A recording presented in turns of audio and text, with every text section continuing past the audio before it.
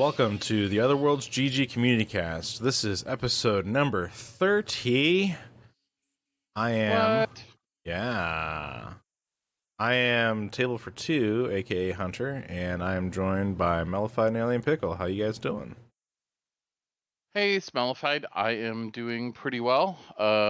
It is actually not too hot here in Texas this morning. I'm kind of surprised. So it's a beautiful day out. Of course, I'll spend all day inside playing video games, but of course, it's Saturday. That's what you got to do. How about you, Pickle? How's Raleigh these days? I don't know. I avoid the evil sun myself. It's kind of like that Mario level where he's just like glaring at you and spinning around, coming to get you. Yeah, exactly. Well, it's like every time I go outside, it's like there it is. It's following me around. That's right. That's right. It's watching me. It's like the government. Well, let's get into some gaming news, shall we? Kind of a big one, and I think we'll just touch on it briefly because there's just it's kind of like all over the place. I'm not one to really kind of dive deep into this one right now, just because there's still the whole legal process to take place, but. Blizzard's definitely on fire. They've been kind of dealing with little house fires from time to time over the last couple of years, but apparently this one's big. So I'm just gonna kind of leave it at that, and we'll just kind of see where that goes and what comes of it. A lot of accusations, a lot of troubling news, but I don't think we have the time really to dive deep into that one right now, but. Just kind of wanted to get that elephant in the room out of the way first. Yeah, it's like we're aware, but that's not our job. Right. Yeah. So, because if we go down that, then we become Asmongold. No, I was gonna go with the quartering. You know, yikes! Sure. Yikes! Yeah, I don't want to go that. It's like this week's giant drama. Yeah. Yeah. Yeah. Last thing. That's the first and only time I'll permit you to mention that guy, because Jesus. Okay, cool. Well, let's get on to some fun news. Well, let's, I don't know if it's fun, but, Nintendo is shutting down Dr. Mario World for mobile. Didn't see that one coming. Yeah, well, I kind of, go ahead, Jim. I feel like, in this troubling time that we're in, that we need to actually follow the advice of real medical professionals and not some video game plumber. So, yeah, that's funny. What were you gonna say, Mel? I was just gonna say it's a little strange that Nintendo unreleasing a game is strange, I guess, just to begin with. But in this case, because it depends on online infrastructure, when they shut it down, it's gone. This is really where our games preservation hackles go up. Well, here's the funny thing. Did you see this in the article here? It says Nintendo is also planning on a web page titled Dr. Mario World Memories, allowing players to look back at their game history once the service ends. Like, who the hell cares at that point? Like, it doesn't even matter. Yeah, that is absolutely bizarre to me. So what? Why did that's kind of like it's kind of like hey, remember that time when I shot you? Let's go and remember that. It's just like, no, why? Yeah. Yeah, it could be serviced with like one YouTube video. It's like, this is what that game looked like, but it's gone now. Anyway. But do you remember the Xbox like 360 days where they had 1 versus 100, the trivia game? Mm-hmm. Yep. They gave away real prizes with that. Oh, well then quit doing that. But the actual game itself, sure. Yeah, there was talk of them bringing that back at some point, but I don't know whatever came of it. Yeah, because it's like all this isolation in the past year and a half, and a lot of people used to go out to nightclubs to specifically play that like multiplayer trivia stuff that they did at the Mhm. bars. Just put it on the console, man, and then people could do that. Yeah, that's a good point. Obviously, it's popular. So moving on to some other interesting news. This one actually has kind of like a nice little light on it. But Forza Motorsport 7 will reach its end of life and won't be sold. Let's just clarify that won't be sold after September 15th. Players who already own the game will be able to download and play the game as normal, including multiplayer and other online services. Microsoft will also continue to run Rivals esports events with partners. But here's the cool thing. This is actually something really cool. People who own DLC for the game but access the game through Game Pass, for example. So like, let's say you don't actually own the game but you bought some of the DLC for it.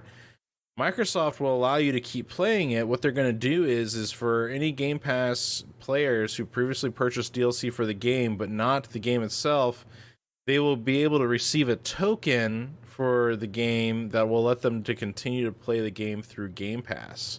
Well, that's cool. But for the rest of us, that's coming off of Game Pass, though, right? Correct. Like, well, it's coming off of being sold in general, from what I understand. Yeah, but if you don't sell it, that doesn't mean you have to delete it off Game Pass. Well, it is coming off Game Pass, unless you have bought some DLC. So the interesting thing here that I'm seeing here, though, is if you buy maybe like a cheap DLC, you can keep playing the game in perpetuity if you have Game Pass. Yeah, you just throw them $1 for a car. Yeah, they may have a cutoff for that. Still, the whole game's only $10 for. Yeah. Well, I'm just saying. So token distribution will be through August 2nd. However, if after that date you have not received your token, please contact Xbox support. August 2nd is on Monday, and this show's coming out on the 1st. So hurry up. Go get your token. Get on it. Get on it. Well, it'll be interesting. I mean, I'm glad Microsoft gives people plenty of notice, at least. So if you do want to purchase the game and have it available, you have a chance to do that.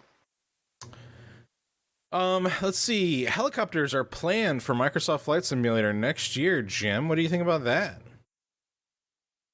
Used to be into some helicopters. Yeah, somebody actually put out like a helicopter DLC thing for it, like a user mod aircraft, and it's okay-ish. I mean, because the sim doesn't actually support helicopters, so they figured out how to fake it in there. It'll be interesting. I mean, currently, like I forget what the name of the game is. It's not X-Plane. It's like the other one, Aerofly, I think it is, that has the Robinson R22 in it, is like supposedly like the best helicopter dynamics simulation that's out there. But then I've seen in the comments where real helicopter pilots are like, not so much. So if it's better than the other ones perceptively, and then that one is still flawed, like nobody's quite got it right yet. So yeah, it's interesting too, because you do have like a virtual drone in the game that you can basically pause your flight and hop out and drive the drone around. So yeah, I suspect it shouldn't be that hard to add, some form of helicopter. But but the drone in there doesn't really have. I mean, it's more like the drone in Forza. It's just like it's a flying camera. Yeah, that's fair. Go ahead. You get the next one. I was going to move on to New World. Yeah. Oh, by the way, before we leave helicopter sim stuff, DCS, they're putting out the Hind helicopter real soon. And then the Apache is currently in development. So that's the one that I'm actually interested in. Yeah, well, then you actually get to shoot stuff as opposed to Microsoft Flight Simulator. A little different. Well, not only that. I mean, it's like the first helicopter that came out. Well, second, all right, because Black Shark came out first, which is pretty decent. But the higher fidelity helicopter, in my opinion, is the Huey that's out for DCS, and you don't really shoot much in that. It's mostly like cargo mission stuff. And but the actual flying of that thing is, I've spent a lot of time in helicopters, not a lot of stick time, but a lot of seat time, and just the motion of it, the way it seems to behave, seems about right on the screen and in VR. Oh, interesting. Yeah, it's got like the right amount of bounce and wiggle going on. Yeah, well, DCS is such a striving for accuracy, I guess is what I want to say. It's a real sim. It's a grown-up sim. Yeah. So New World is the new MMO from Amazon Game Studios. It's been in development for a few years now, and they recently released a beta, which was very popular. And maybe people are wishing it wasn't so popular. Maybe they're wishing they hadn't tried it, because apparently the menus had an uncapped frame rate, and that, combined with a flaw in some graphics cards heat logic or heat handling code in the firmware, led to a catastrophic meltdown self-destruct mode scenario for supposedly many brands of graphics cards, but one of the more prevalent ones was the RTX 3090. I've read a bunch of technical stuff trying to understand what happened here, and it sounds like because the frame rate got up to such a high level, it basically confused the firmware managing the fans and the heat, because it was the frames were ticking by so fast that the firmware didn't get a chance to look at them, to process them, to understand what it should do about the heat. It's sort of a bizarre thing. Now, the good news is, these cards are still under warranty. I don't think anyone has one that would be out of warranty at this point. EVGA has been replacing their failed cards, I know, and I suspect other manufacturers are as well. In addition, Amazon was going to put a cap on that frame rate, although, there's been a lot of sort of finger pointing over this one. I think it's just sort of an unfortunate circumstance, but it really could have been any game that triggered this, it seems like. I just wish it had been a better game. Oh, well. Yeah. If you're gonna sacrifice a $1,500 video card to the gods, it should be for a better game. Oh. Yeah, well, and for what it's worth, I see why people are finding the appeal in it, right? Because it's a new MMO, it's something different. It's coming out from, what was this, Amazon, right? Yep. I don't know. From the time that I've had with it, I was not impressed. I kind of felt it felt very generic to me. Also the world building left a lot to be desired, especially at the beginning, because I felt like it was one of those games where they could have done with a little bit more exposition gameplay before you just kind of get thrust into here's how the systems work. And what I mean by that is like the game starts with a cutscene of like this guy getting information about the new world, then in the new world being like some island between like America and Europe, right? Something like in the Atlantic there.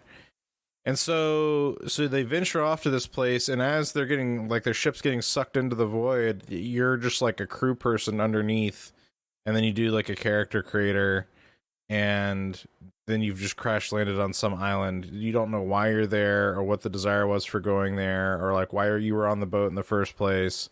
There's kind of like nothing of that, and so you're just kind of like left to like follow this mysterious thing. And I don't know, it felt like I wasn't I didn't feel motivated to figure it out. I guess maybe I was just not in the right frame of mind to be playing it, but it left a lot to be desired, because like when you look at something like any other kind of MMO, there's usually some kind of like intro cutscene, a bit of exposition. You get to pick your character and what your character is all about, and the classic character you are. Like this, you just pick a character. You just make your character. There's no classes. There's no. It's all kind of done differently than that. So. Yeah, well, and it is a beta, so we'll see what the final product looks like, I suppose. But it's interesting. Well, and they're doing something different, at least. I mean, they're trying something different. I'd like a little bit more out of it first, but yeah. Anyway, so there was a worldwide reveal for Tom Clancy's X Defiant, and while I'm all in favor of more kind of co-op multiplayer tactical shooters, I just was not expecting to see this from a Tom Clancy game. The Division stuff was pretty interesting, kind of like divergent for a Tom Clancy situation. This kind of feels like Far Cry, like what was the sequel to Far Cry 5? What was that one? Far Cry 6. New Dawn. Yeah, I know. New Dawn. Yeah, so this so X Defiant feels like a little bit of like New Dawn meets Division, a little bit, and New Dawn was a freaking weird thing, though. I mean, like Far Cry 5 was kind of headed weird, right? But then the New Dawn was just like, oh, this is Far Cry on the drugs. Yeah, that's kind of how I feel like when I look at X Defiant. But anyway, that's just me. No. What else we got here? We got some Outer Wilds. Outer Wilds, yes. I wanted to mention this one, if for no other reason than to disambiguate it from Outer Worlds. So Outer Worlds is the Obsidian space RPG where you run around after your colony in the solar system is cut off from Earth and solve people's problems. Outer Wilds is a time loop game where you are solving a big puzzle in a solar system, but you'll have a very limited amount of time to do it, and when you fail, you get knocked back to the beginning, but obviously hopefully learn something about what to do. So they are doing a story expansion for Outer Wilds, the time loop game. So there. So, Halo Infinite multiplayer gameplay for the Xbox Series X. I think there's also going to be There's going to be a general Halo Infinite multiplayer beta coming out soon, or flight or whatever is going to be available pretty soon. So I'm actually kind of intrigued by that. The multiplayer gameplay looked pretty interesting. What did you think about that, Mel? I looked at it briefly. I did not get into the beta test, so I didn't get to do any hands-on time. I mean, it looks significantly better than the E3 reveal we saw a year and a half ago. Oh yeah. Yeah. I'm excited. I mean, people playing it have said it plays like Halo. It feels a little bit slow, so maybe more of a Halo 3 than the newer installments, but yeah, I mean, I'm excited to try it out. I'm looking forward to this one for sure. There's a new game out called The Ascent, and I know that Jim's played it. What are your thoughts on that? Well, my thoughts or Malified's thoughts? Yours, Jim. Oh, my thoughts is it's pretty damn good. It's like cyberpunk space Diablo. And if any of those three terms are good for you, then play it. Yeah, that's kind of the vibe that I was getting from it.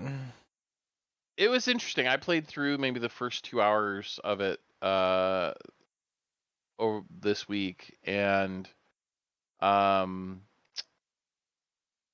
it has the Diablo 3/4 perspective, sort of overhead camera, but because it's actually a fully 3D rendered game, they can do tricks like zoom in for certain dramatic moments or cutscenes.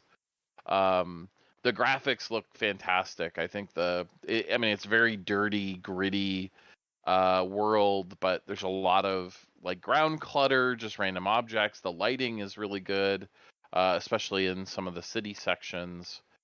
And the combat is very much a twin stick style if you're playing on the controller. I've heard some people say it took a while to get used to on the keyboard and mouse. Did you find that to be true? I'm still getting used to it because it's like sometimes I'm just not hitting the stuff that I think that I'm shooting at. And I think with the controller, it gives you like a little bit of aim assist that it's like, oh, I can tell you're trying to shoot this guy. So, I'll assist you. But with the mouse and keyboard, it's like, it's like I could shoot like right past a guy's head or something and miss. But I thought that the cursor was on him, but it has like a laser that you're aiming with. So if you don't see the laser actually terminate on the guy, then you're going to shoot past him. But who the hell has time to look at that when you got like 30 guys coming at you? Yeah, the game's not shy about throwing the hordes at you. That's for sure. Yeah, I like it though. It's cool. They haven't really revealed a lot of what the hell's going on yet as far as the world itself. It feels like we're in some kind of like giant spaceship that's going somewhere or whatever, and there's a whole bunch of aliens, and it's turned into a dystopian cyberpunk whatever mega city inside. But it doesn't even need to be set like in a spaceship, right? Because it gave me a feel at the very beginning of the game. I felt like I was less mercenary and more like janitor. I'm the troubleshooter. It's like, oh, the whatever's broke down again, or the pipes are clogged by like mutant Metroid jelly things. You go down there and like kick that shit loose or whatever. And then it turned into like a bounty hunt and cyberpunk thing right after that. So it kind of switched tones on me in a jarring way. So I'm not really sure what the game is going to be at this point. But I like the initial impression. It was kind of like, hey, there's this derelict space Hulk that this society's living in, right? And we're just kind of adrift or whatever in this flying city. So, and somebody has to fix the stuff that breaks. And then it turned into not that. So I don't know.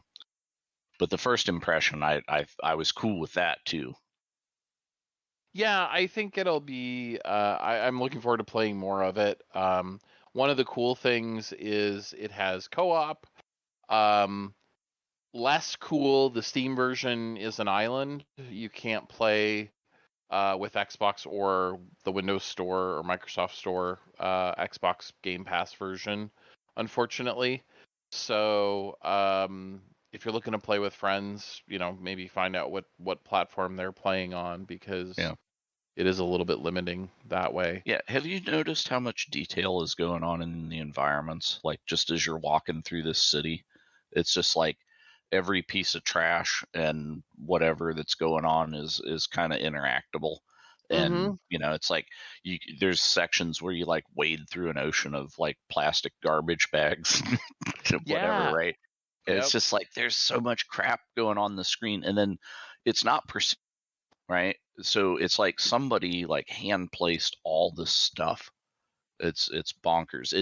It's kind of like an isometric like in The Division, where it was just like, here's New York City but completely trashed, and everything about that was hyper detailed. Well, here it is in like a Diablo game with even more detail. Yeah, and I'm looking forward to getting some time in on co-op, because I think that could be super, super fun. So we'll have to give that a shot. But yeah, I've got it installed both on the PC and out on the Xbox. So yeah, I'll get it. I'll get whatever it room I find out.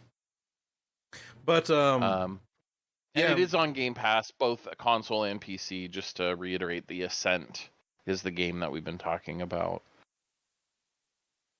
Yeah, it's like, do you like it? It's like, yeah, it's Ascent. I mean, decent. What? Wait, what? Yeah. What's happening? Well, moving right along. I feel like I kind of trashed a little bit on Battlefield 2042 in our last discussions, because I was talking about the maps and all this other stuff. But man, since then they've come out with some news that has actually gotten me pretty excited. Of course, their open beta launches in September. EA Play members and pre-orders get early access. But more importantly, they announced their Battlefield portal with a trailer. It's their new game mode for Battlefield, and it lets you do all kinds of things. You can have custom maps with, like, World War II like dudes fighting modern warfare style dudes, and like electric paddles versus like knives, and there was all kinds of things. You can have like old like Mustang fighters versus jets and all kinds of crazy nonsense. Like they're going full on letting you customize your gameplay experience with custom servers and stuff like that. So I'm actually more excited for this now seeing that than I was before. Yeah, it's really interesting because they're pulling assets from 1942, the original, Battlefield 3, and then the 2042 stuff that they've done for the game for this portal mode. And the closest thing it reminds me of is custom games in Halo, where you could sort of go into the Forge mode and build your own map essentially, and put weapons around and stuff like that, and you could decide which vehicles. But with Battlefield now, you're getting from 100-year span essentially of content and maps. They're pulling maps in from all these different Battlefield games as well. Yeah, it kind of makes me wonder because, like, go ahead. If you wanted to play like just a World War II Battlefield, it's like, okay, you could do that. Sure, we set that up.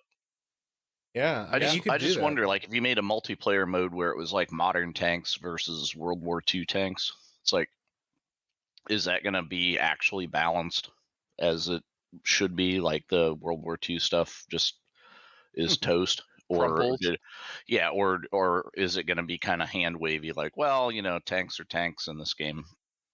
That's a good question. I don't know. I mean, I would certainly hope that because then you could do stuff like have asymmetrical games, right? Where you have, one Abrams against 10 old school tanks or something, which could be interesting. But if they're all sort of the same, it takes away some of that flavor. I'm also wondering how much of this is going to be truly customizable. Like, are they putting this in there to let the players maybe make a Titan mode style game? Like, it just kind of makes me wonder. So, yeah. Well, do you have assets to even do something like a Titan in there? It'd be interesting. You can't import arbitrary files or anything. So, all right. What's next? Yeah, it's certainly encouraging.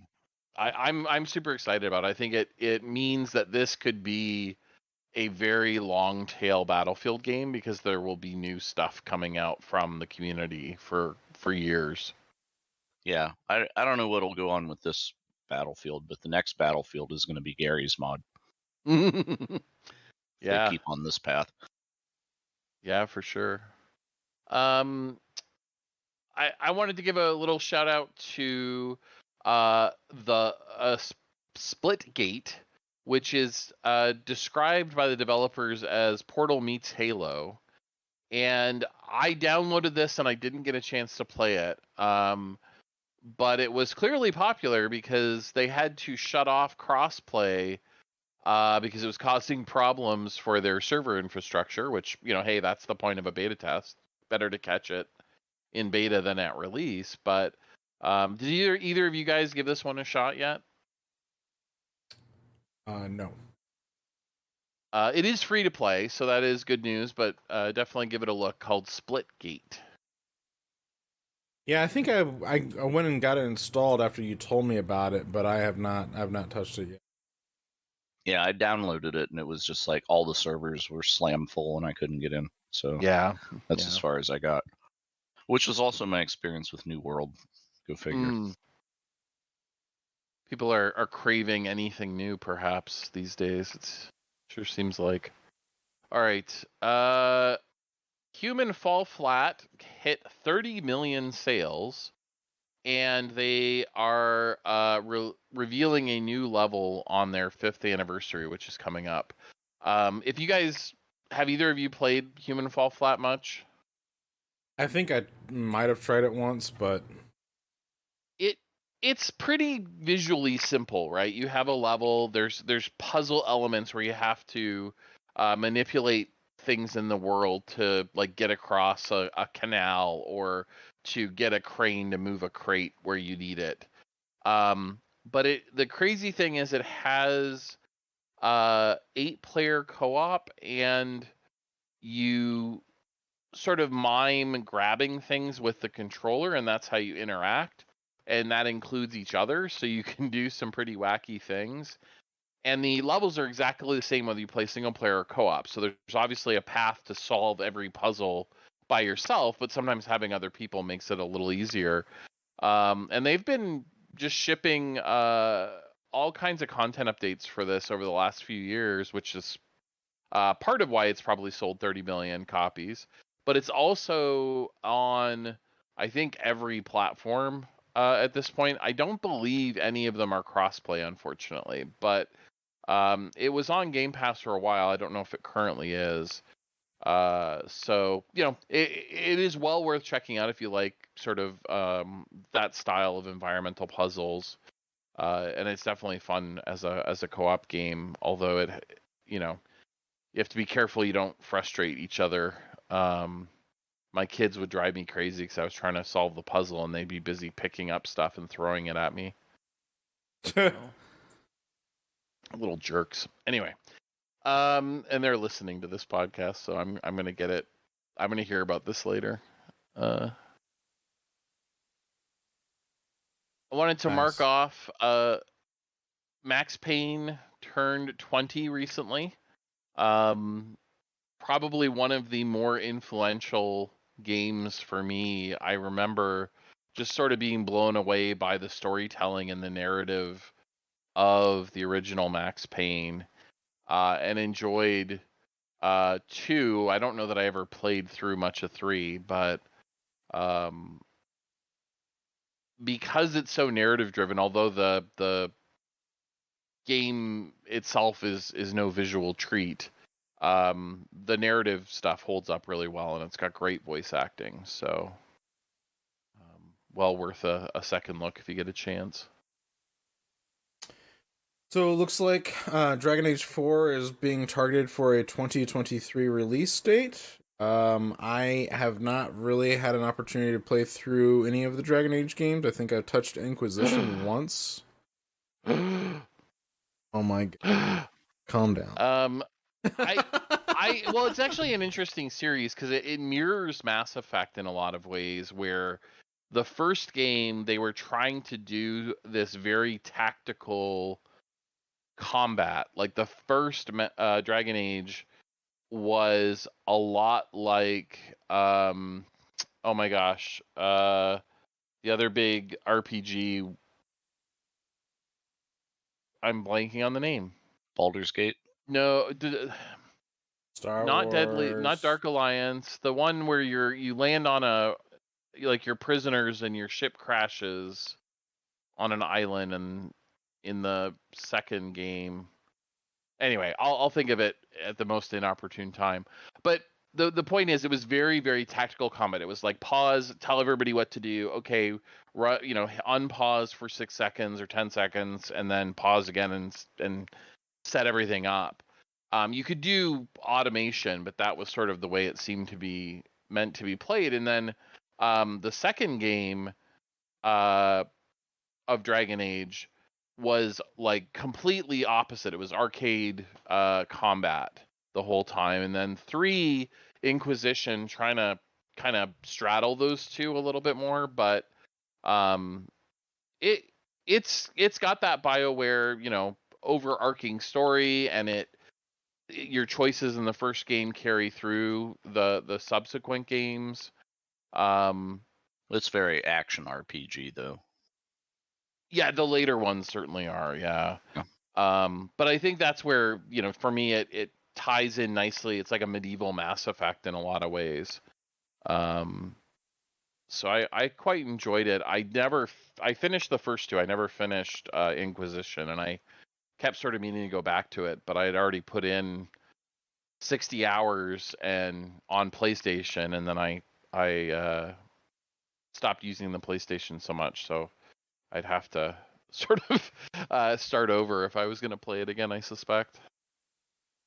But we don't have to talk about it for a couple years because it's not coming out till 2023. So at least the Dragon Age 4. Well, speaking of time, Epic Game Stores just finally shows off some of its achievement system. That's been such a slow burn of like getting started, isn't it? But I think for what it's worth, I mean, they're really starting to, especially with the newer market of gamers coming into play, they're really starting to kind of kick it into Steam a little bit. I mean, they've been releasing free games left and right all the time. They're slowly kind of burning in on their achievement system and their like user like interface, and it'll just be interesting to see over the next few years like how Epic Games Store kind of fares out. The two things that I'm looking for or kind of watching with Epic Games is the store is lacking some of those basic features, a mod, workshop style mod management. It's missing achievements, although they're obviously in progress, and it's missing cloud saves, which is really painful at times. There is a way to do it, but a lot of games don't implement it. So those features, I think they have to get there, and they have to get there relatively soon. I wouldn't be surprised if Epic bought somebody like Nexus Mods though to get there for the mod side, because that's a huge amount of work to get people to jump on board your mod platform.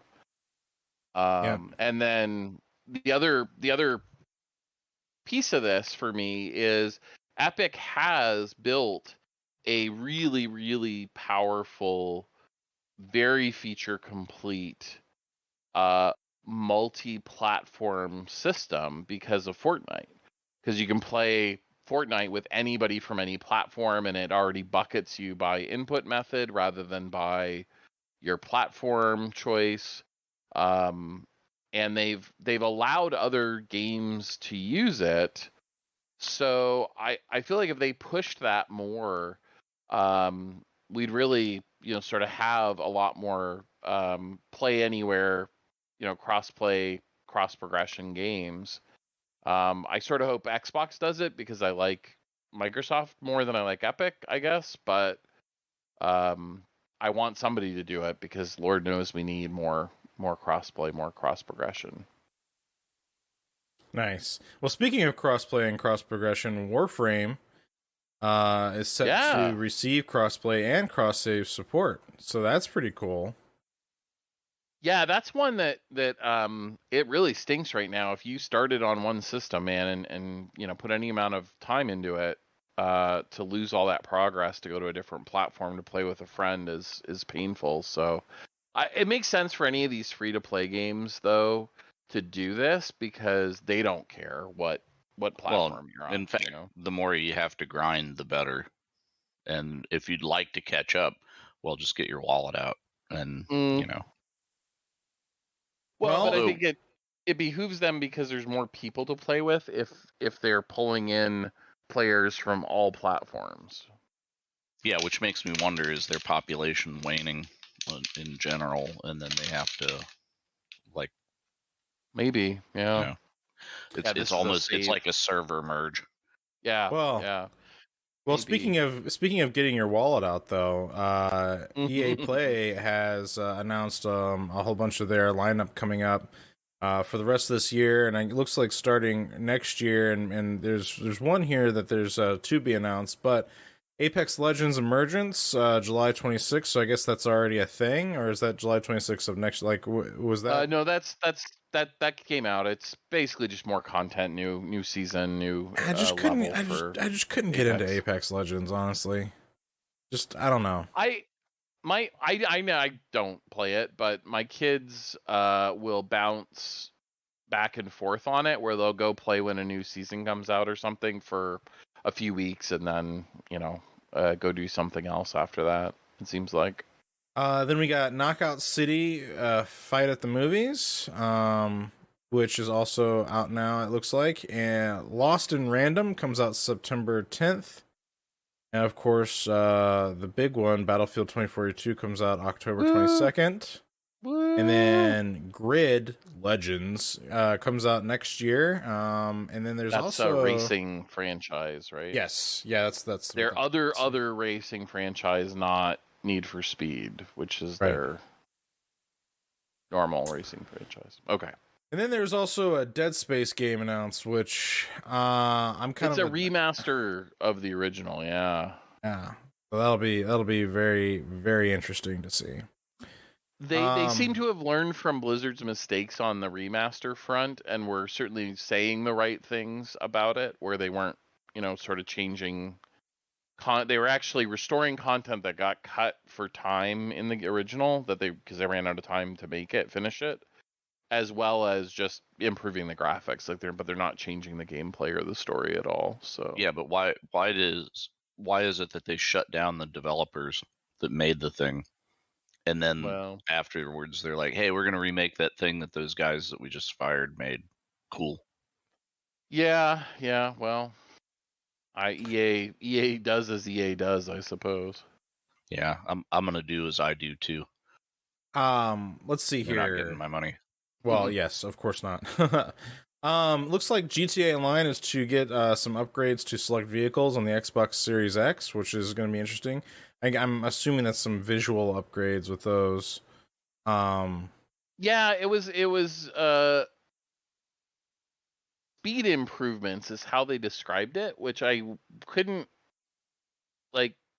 they're making the cars faster.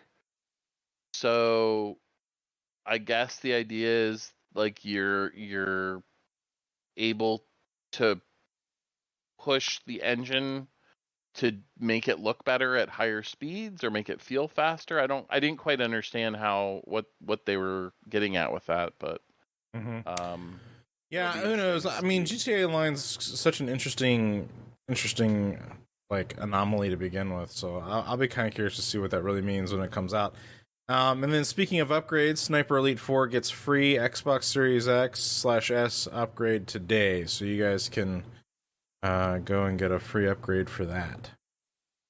Yes. And the big thing, of course, is they're adding 4K 60 frame rate, so nice, buttery smooth. In Switch news, Nintendo has quietly improved Joy-Con drift issues with its latest hardware revision. It's interesting that they can improve drift with a is that with like the new Switch coming out? Is that what they're getting at? It's like they just sort of changed the hardware design of the Joy-Cons at some point, and those are making their way into the new Switch and then the channel for standalone Joy-Cons, but they haven't actually said anything because that could affect them legally. There are still some lawsuits going on. Well, it's like Apple, right? It's like, our Joy-Cons don't drift. No, they don't drift at all. And then, oh, hey, we put out a fix for that drift. Yeah. That's the selling point of the next feature or the next generation, is like, hey, that thing that we told you it didn't do, we just fixed. So buy another one. And yeah, that sounds pretty standard. In VR news, we have Facebook is pausing sales of its Oculus Quest 2 over skin irritation. Now, that's interesting. Yeah, so they're doing a voluntary recall, air quotes. Basically, you can go to a web page and sign up for a free silicone cover for what they call the facial interface, where the foam pad that touches your face. Some people were having skin irritation from the current pad, so the silicone is supposed to address that. They, at the same time, dropped the 64 gig model of the Quest 2 and introduced a new 128 gig model. So now you have a 128 for 300 or the 256 for 400. Nice. Yeah, and you know why, right? Because I just bought one. That's why.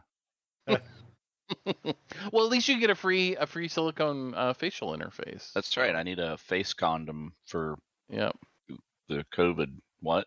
No. So when you sweat, your sweat doesn't fester in the pad, I guess, is the thing. Yeah. The thinking. Yeah. Yeah. Well, this next article, I feel like I called this. Yeah, well, we were just talking about this, so I made sure to put it in the show notes because I was like, oh my gosh, Hunter just said. Please, I'm calling it collect. please, Malphite, and enlighten us. Oh gosh, well, so somebody noticed that Sony renewed their PlayStation Home trademark, which could mean anything, right? They could just be hanging on to it but usually, they wouldn't do that unless they have some plans to return to PlayStation Home. I stuck it under the VR news because we were talking about it in the context of how great would it have been to have PlayStation Home in PSVR. But we actually don't know, what they're doing with it, if anything. This Sony, if this is what you're doing, then you're welcome, and I will take my cut of the revenue. Thank you. Just send me a check. Yeah, if anything has taught us, it doesn't matter if you know what they're doing. It's okay to get hype. Yeah. Because, yeah, just get invested in something before it's confirmed, and then get outraged when they didn't do it. Right. Yes. When reality does not meet my expectations, I can be angry. I'm actually really excited for this next one though. I'm sorry, did you? No, I was going to go on to the next story, so please. Oh yeah. Go ahead. The Last Video Store is a Blockbuster inspired game coming to the PSVR. Now, I don't have a PlayStation or a PSVR, but I actually am really excited about this. I hope this gets some kind of a port to like PC or something like that, or the Quest or something, because this looks fun. Yeah, I mean, it seemed very interesting concept for a game, right? You have to kind of manage this bastion of the old days. So yeah, there's a video chain store in the Midwest called Family Video, and and they're probably not just in the Midwest, but they were pretty popular out this way. And last October, when my wife and I came up here to visit before we moved back up here again, we noticed that the one that's in a local town near us was like putting up its like everything must go, and then when we finally moved up here, it was like for lease space available, and I was like, oh, well, the last sad. Family Video around here, so yeah. It's funny, we since I moved to this part of Texas, there is a Western clothing store that is going out of business, final sale, liquidation, everything must go, signs everywhere for 4 years. So I don't quite trust that that's legitimate, I guess, but yeah, if they actually have a for lease sign up, it seems like they did in fact liquidate the business. Oh yeah, well, the whole place is empty. Wow. Well, it's like standard for like furniture stores, right? To go out of business like every 2 years and then reopen under a new name for some reason. Yeah, it has to do with their inventory because they can write off the inventory when they go bankrupt or something. Somebody explained it to me one time, and I forget the details. But yeah, there's some. It sounds like if bankruptcy is your business model, then perhaps. Right. Yeah, maybe you should be thinking about a different way to do that. Yeah, no kidding. Well, and continuing on with PlayStation news in general, it looks like some of this is good, some of this is bad, but it looks like Psychonauts 2 on the PS5 is significantly worse than the Xbox Series X. That's rather unfortunate.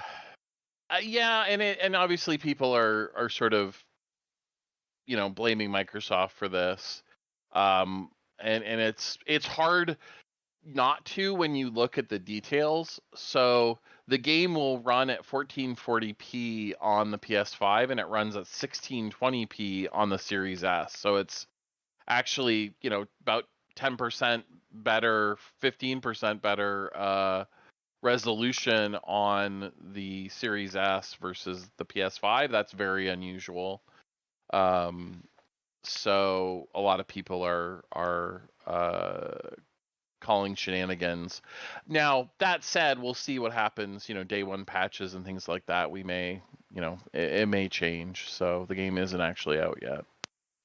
The PlayStation 5 system beta also now shows PS4 and PS5 versions of the same game separately. What? Why is that even why? I don't understand. Why is that a feature? Yeah. Well, because Sony screwed this up initially. For whatever reason, they didn't make it obvious whether a game was the PS4 or PS5 version from the PS5 library. So a lot of people have been downloading the PS4 version of cross-generation games unintentionally and, being perhaps unimpressed with the level of graphics that they're getting from their brand new console. Well, So Freudian slip, maybe. maybe. But it's good that they are fixing this. One other thing that is in the beta, they are finally activating the NVMe slot that is inside the PlayStation 5, so you can expand the system storage with up to a 4 terabyte SSD. Yeah, but I was reading some things on that, and it's not looking good with that either. Like something about that was like you had to have very specific requirements on which one you can get. And it is very, very short list of SSDs that are up to the PlayStation standard. You basically need to have one that's 5.5 gigabytes a second transfer rate, which is the top end of the top end. So it's not a cheap upgrade, that's for sure. Did you see the dig that Xbox had on them? Because it was like their instructions for installing the thing versus the PlayStation's instructions. Microsoft was just like, plug it in. Yep. Yeah, you have to, because this is I guess it's worth pointing out, this is to upgrade the NVMe. It is inside the PlayStation 5, so you have to take the side plate off. You have to get a screwdriver, unscrew the cover, and then inside there's a screw that you have to take off and a little nut that you have to hold in place while you're putting the SSD in. And if you've never done it before, it's a little finicky. It's not terrible. I did it on mine just to try it, and the scariest part was figuring out how much pressure to apply to pop the side plate off, because there's no sort of indication of are you doing it correctly until it just pops off. So a little nerve-wracking perhaps, but it's not that big a deal. What is interesting about it though is the PlayStation started with about 840 gigabytes, not even a full terabyte, and then of course the system uses up a bunch of that space. So PlayStation has a little over 700 gigs free on its fast internal storage. So this is a big deal in that sense, where you haven't had an option to upgrade that until now, unlike the Xbox, where you could drop another terabyte in very easily. Just plug it in. Yep, just plug it in. Now that said, the Microsoft had promised that we would see additional storage options and additional manufacturers of the storage expansion for the Xbox Series, and we haven't gotten that yet. I mean, hopefully it's coming, but it's hard not to think that it's related to the global parts shortage post-COVID, or in the middle of COVID. I don't know where we are, if we're really post-COVID yet, but yeah. So I think that's probably the culprit as to why we haven't seen more storage options. Well, I personally would love to see a 2 and a 4 terabyte. Well, before I need storage, I'm gonna need some games to play on it. So just there are plenty of that's such a fallacy, right? There are so many games to play on the Xbox Series, and Game Pass makes it ridiculous. There's so many choices. Yeah, it's like I haven't even bought a game for my Xbox, but I have too many games to play. Yeah. That over 100 has risen. I haven't checked the actual, count super recently, but I know they were getting near to 200 than 100 because of all of the Microsoft acquisition games that were permanently added to Game Pass. So, I mean, even if you just played the Game Pass library for the next year, I think you'd be pretty satisfied. Yeah, did you see where Sony was announcing that they've actually shipped like some record number of consoles to scalpers that still have them in their warehouses? In the garage. Yeah. Yeah. They announced, I think it was 10 million units shipped. I didn't even include that story because okay. I mean, the people are like, oh, well, Microsoft hasn't shipped that many, and okay, but they're both actual boxes on the street is, well, that's a different number for sure. But I mean, the reality is they're both supply constrained, meaning you can't walk into Best Buy, you can't walk into Target and walk out with a console, whether you want a PS5 or a Xbox. So it doesn't matter. Like, what that is manufacturing capacity rather than any indication of consumer preference at this point. So it's irrelevant. I think. Well, speaking of more Sony news here, Sony has confirmed that they are working with Nixus software on PlayStation to PC ports, on new PlayStation to PC ports. So, I will also be waiting for my check in the mail, Sony. Thank you for doing that. That's good. I've said that so many times. You did. Well, we talked about this a couple weeks ago because it was announced that Sony bought Nixus. And people were sort of like, well, we assume this is for PC ports because that's what Nixus does. Right. And not just like an acqui-hire or something. But it was nice to get some official confirmation here from Sony that, they are in fact doing more PC stuff. So, I mean, it does mean, if you are a diehard PC player, you probably have less reason to own either console at some point. In cloud gaming, it looks like Stadia is hinting at potentially new job listings. Well, no, they have a new job listing that sort of suggests that what they're trying to do with Stadia is use it as a backend for everyone else's cloud services. So they're gonna make like a generic version of Stadia that you can go to Google Cloud and pay for and utilize the technology they pioneered with Stadia for your own cloud gaming solution.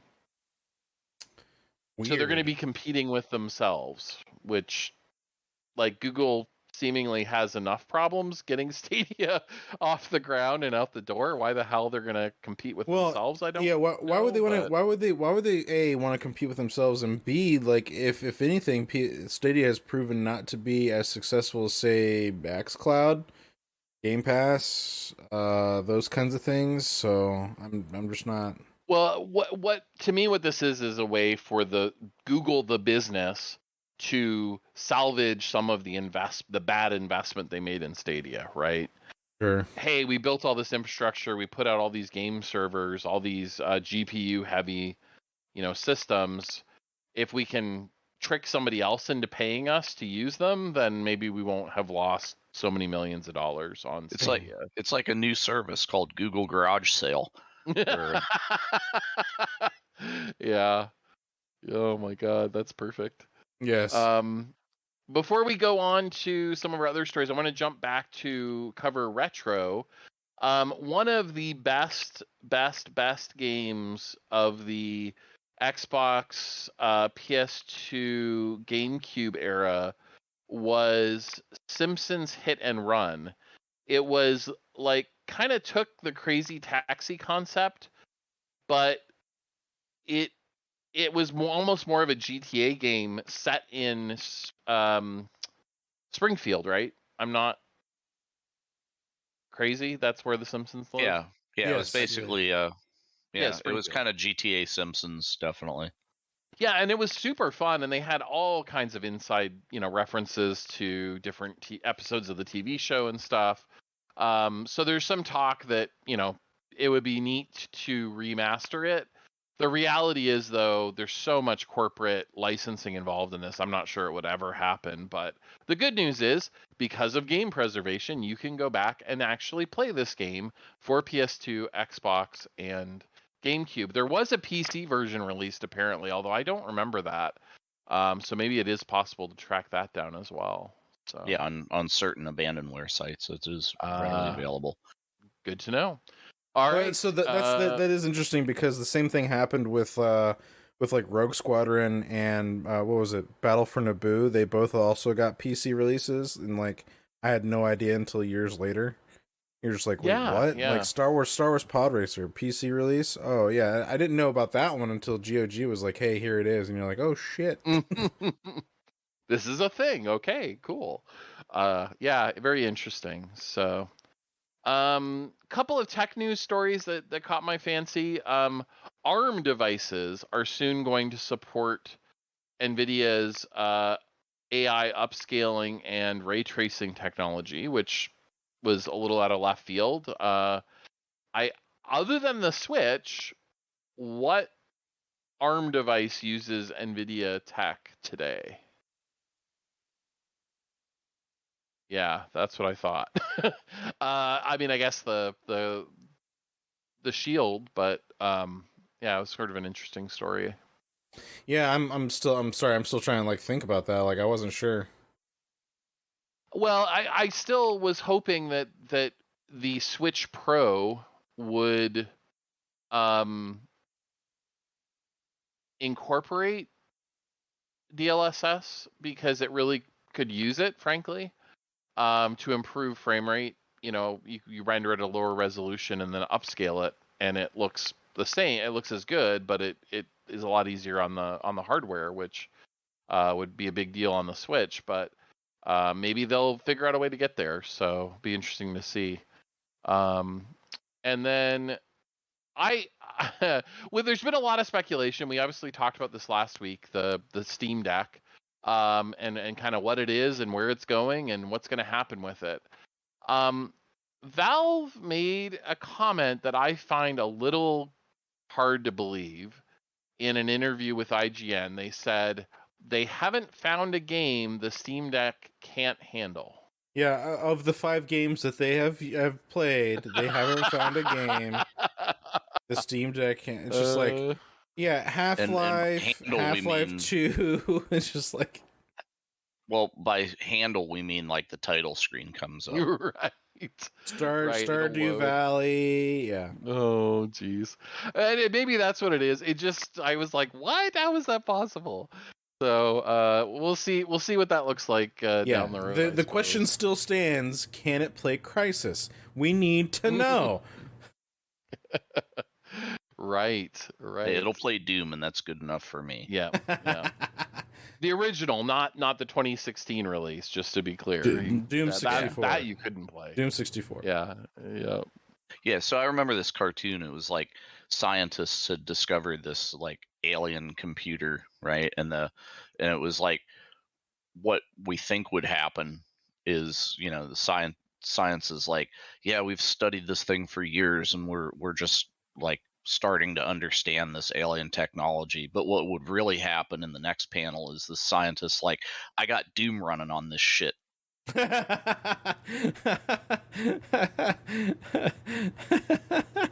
Wow, that'd be awesome. All right, let's blast through these. First last thing we do with here. advanced technology is install Doom. Yeah, absolutely. Well, let's burn through our last few stories. Skyrim, yes, gotta have Skyrim. Well, if we prove that aliens are real, that is an untapped market for Bethesda because billions of copies of Skyrim have yet to be sold. Right. Yeah, they haven't played Skyrim. So Tencent snapped up a British video game developer, Sumo, who you probably know better as the developer behind the Call of Duty mobile version. They also did... yeah, I'm not surprised by this. Oh, I thought it was the guys that made Chucky Egg. Chucky Egg? Yeah, you don't remember Chucky Egg? Okay. I do not. Oh, No. yes. Yeah. It's that computer that they had in England that we didn't have elsewhere, the Spectrum. Yeah. Okay. Yes. They did. Sumo probably is best known for, in addition to Call of Duty Mobile, Sackboy: A Big Adventure, which was that's the little character on PlayStation, one of their more popular family-friendly games. So some of the PlayStation folks were a little concerned about that, but it's interesting. Tencent typically doesn't buy the entire company; they typically make a minority investment. So that was a little surprising, but Well, wait a minute. So if they made the Sackboy stuff, right? So it was Little Big Adventure, right? Mhm. But that's the game. That's the game that is actually like a game creation tool. And I thought that those were like the same dudes that were making Spark or whatever, which is Right. also So the game creation thing. So is that why they bought them? it's specifically that these guys made Sackboy: A Big Adventure, which was like a spin-off game. Oh, okay. So they're not the Yeah, guys that. not the Okay, mainline games that you were right. thinking of, right? Because I don't understand like Spark and Dreams and Mhm. those kind of things. Like they are. It's a really cool tool set for making games and stuff, except that they've limited themselves to where you have to control the whole thing with a controller, right?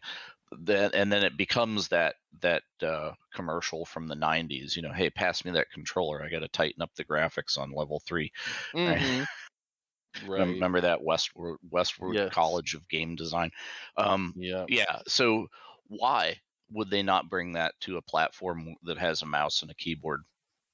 Because it's like this full tool set. Hey, you want to make graphics, you want to edit levels, you want to do music, you can do like it's this whole creative suite. It's like an Adobe suite of game development tools, and then we locked it to a console that has like 2 gigs of RAM in it and a controller for an interface, and then we would just watch you suffer as you try to make your art. Yeah. But people have made some batshit crazy stuff on They that. have. Like, oh man, if you go look Yeah. at some of the Dreams and the Spark stuff, it's crazy. Yeah, Like if now we those got. people had access to a keyboard, look out. Well, that's where Core comes into play because Core is now that on Yeah, PC. I've screwed around with Core and I don't like it. It's kind of like the like Fallout mini games, or not Fallout, But Fortnite mini game studio. But you can do the exact same kind of stuff with Core as you could with some of these other ones. That's kind of what it's being designed as.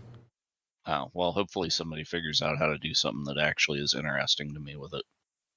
Sure. All right. Well, let's burn through a couple of these other stories. Ubisoft sales were down in first quarter.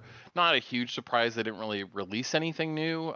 They certainly delayed a bunch of games into later this year or early next year. So that'll probably turn around.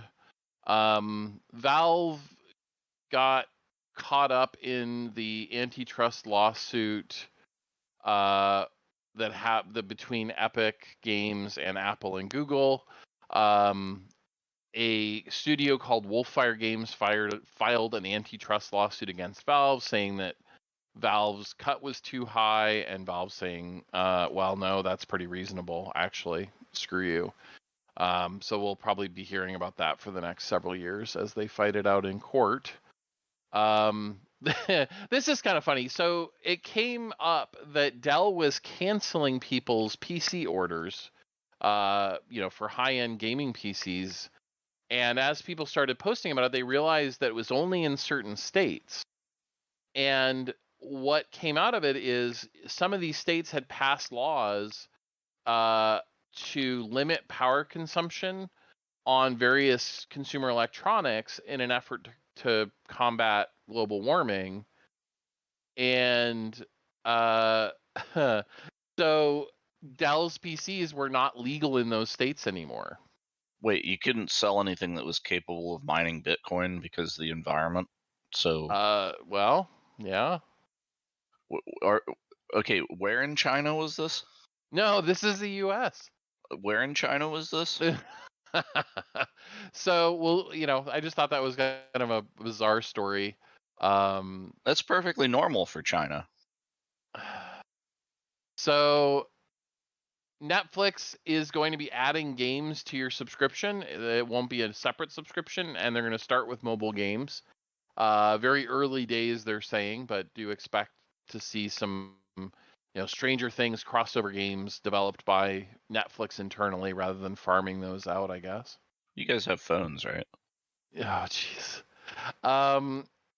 Hunter, why don't you take this next one as we enter into the home stretch here? Yeah, so in Ukraine, there was a warehouse, and in that warehouse was packed PlayStation 5s with thousands of PlayStation 4s. Was actually a all FIFA. Yeah, it was actually a FIFA Ultimate Team bot farm. I can't. What? I can't. Where in China was this? Right. This is in the Ukraine. Or excuse me, in Ukraine. Not the Ukraine, but in Ukraine. So Russia, you mean? Well, former Russia or Former Ukraine. USSR. So according to this, 3,800 PS4s. Yeah. A couple weeks ago, farming soccer players. Yeah. Mm-hmm. A couple weeks ago, this came down where the Security Service of Ukraine, the SBU, had shut down what was reported as a cryptocurrency mining farm that contained an incredible 3,800 game consoles. There's a picture of this that is just unbelievable. It's insane. I didn't realize that you could crypto mine for FIFA players like Pokemon and then trade them. Like I understand like there's the FIFA like the cards, right? That I guess people can trade for players or whatever. Well, but I didn't realize like once you actually opened that booster pack that it was tradable. Here's the deal though. This is an incredible case against FIFA though. When you want to talk about these EU agencies and some people talk about like gambling in games and this kind of stuff, this right here is just more evidence of why that is bad.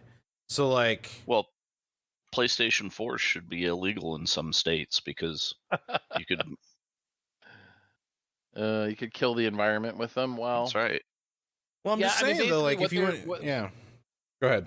Well, I was gonna say what they're doing here is mining, botting the game, getting the coins, and selling the coins through eBay and things like that. So that's how they were making money off of this. So it's no different than like gold farming in MMOs, effectively. So yeah, the picture's well worth a look if for no other reason than to realize they replaced every window with fans. Because the heat in this warehouse must have been out of control. Yeah, no kidding. Well, and to kind of blast through the last of these, it looks like a War Thunder player leaked classified documents to show that the in-game tank's model was wrong. That to me is hilarious. Oh my god. Yes, this story came up and it just made me laugh every time. Like, how much of how much of your identity as a human being is caught up in being right about something that you short circuit the part of your brain that has this responsibility to keep, classified documents secret. Like, I just can't. What I want to know is, did they actually hunt the guy down and get him for doing it? Because it's like, okay, well, when I was in the Army, I had access to top secret manuals that are currently, if you go online, you can read all of my top secret manuals because they're out in public now, which is mind blowing, right? But I went to jail forever, right? And of course now it's out. But yeah, it was just a thing, It was like, well, make sure you don't tell anybody about anything that's in these books, because it's the thing about classified stuff is you're not allowed to talk about like methods and the means of doing things as well as the specs of stuff, because you don't want our adversaries to know how it works so they can develop a counter for it, right? So yeah, it was ample obvious to me what was classified and what was not, because it was stamped all over the frickin' Yep. book. So, I just, I don't know, mine's slightly blown. So if they don't go pick the guy up and like re-educate him a little bit, then I'm shocked and disappointed. Yeah, no action seems to have been taken as of the writing of this news article, because they did do some follow-up. This is from July 18th on TechSpot, the article that I'm referencing. But Well, I think the stink was that they had to get it off the forum because Yep. it's like now It's because criminal. because you are hosting a forum where the criminal thing got posted, you have to get it out of there or you're complicit in the crime as well, even though you didn't realize what it was, right? Exactly. Well, So that would be like if I posted some illegal picture on Instagram, then it's Instagram's problem that I did it. I don't know. well, Jim. yeah, I mean, So I was gonna say, well, Jim. Speaking of big stinks, did you know that Resident Evil announces their new line of themed perfumes? What? Where in China is this? Well, I mean, it's just to go along with your Xbox refrigerator and your your Destiny toaster or whatever it was the other day that they talked. yeah, and your love pillow, Yeah. your Garrus love pillow. Yeah, your Garrus Love pillow. Now you can get some Resident Evil themed perfume. So I'm sure that'll be a nice stink, huh? What is it? Yeah, does it make you smell like a zombie or? They are supposedly the scent for Chris Redfield, Leon Kennedy, and Jill Valentine, who were heroes from the first two Resident Evil games. Well, I would like to smell like Jill Valentine at the beginning of the game, not the end of the game after she's been through all of that. Yeah, they don't specify when during the game they chose to pull the scent, but well, they should have done one for like big sexy 10-foot tall vampire chick in the village, right? Because everybody seems to be like really into her. I don't know what particular fetish she triggers, but sure. Well, speaking of triggers, yes, super hot. Yeah, go ahead. No, you go ahead. I found this one really interesting. So in Super Hot, there are sequences where your character, which is a red, vaguely human collection of triangles, does things. Go ahead. I was going to say, somewhere out there's people that want to have sex with it, though, because it's like, well, look at those polygons. Mm. Those are some lovely polygons, yes. So that just Super Hot. Game world is sort of gray, and the humanoid figures are red and are made up of very low poly triangles. And I guess at some points in the game, you commit self-harm. Your character shoots themselves to like break out of this weird world that you're in. And there was from the beginning a toggle which removed this sensitive content from the game. And recently the developer said, "Oh, we now feel that was a mistake. We're going to remove the content for everyone and get rid of the choice of you seeing this self-harm. We don't feel good about that anymore." And meanwhile, by the way, I laugh in Persona 4. Yeah. Well, that's just it. Like Persona games, where school kids literally shoot themselves in the face in order to like summon their superpower. Yeah, and the whole point of Super Hot is it's you against dozens of these red humanoid figures, and you are killing them in various ways. So it's just, that was where some people kind of cried hypocrisy about this announcement from, fans from the community. The developer has said they are planning to go back and remove this content from the VR versions of the game, which are a separate game from the base game. But I don't know. It was an interesting sort of retcon of oh, this probably shouldn't have been in there in the first place, but it is, and it's been there for years. The game's been out since what, 2016, probably, roughly, maybe 2017, but at any rate. So I thought that was an interesting little controversy. Well, that's the news.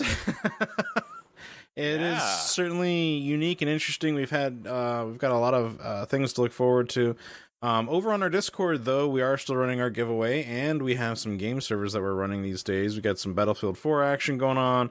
We have an Unreal Tournament server going on. But hey, we even got some Minecraft. And most recently, we have spun up a Conan Exiles server. Not sure how long we're going to hold on to that one. We're going to see. We're kind of playing it by ear and having fun, kind of building and Conaning it up in that one. We recently got to experience the Purge. So we had a whole bunch of thralls show up and try and attack our base, which was quite an interesting experience. Heads rolled, victories were had. Quite literally, there was a pile of heads in the bottom of this little area. It was kind of funny. Because there was 30 thralls, 40 thralls that came in and attacked our base. It was pretty nuts. Yeah, so they were driven before you and something lamentation of the women. Yeah. All of those things. But head on over to our Discord, discord.otherworlds.gg. We'll get you there. Be sure to click on the little controller emoji to get yourself a membership role, so that way you can come and participate with all of the rest of the server. Sure is a fun happening time over here. Community night every Thursday night, 7 p.m. Eastern Time. We will see you in the next episode. This has been episode number 30. Yeah.